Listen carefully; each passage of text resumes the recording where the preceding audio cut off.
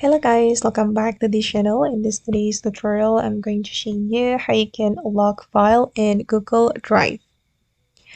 Okay, let's get into it guys. Here I have opened my Google Drive, and for example, I'm going to lock a file in this photos folder in my Google Drive.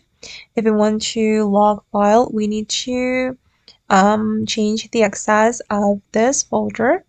I'm going to restrict the access, guys. We can click on these three dots to go to the more action, and then we're going to click on share. Okay, and here you'll be able to change the general access.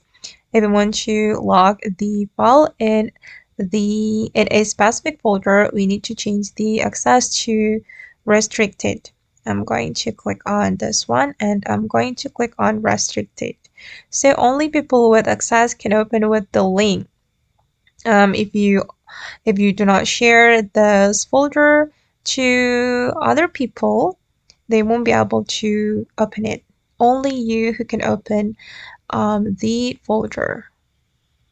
Okay guys, and that's all the way to log file in Google Drive. I hope this video will be useful for you. Thank you so much for watching, and bye.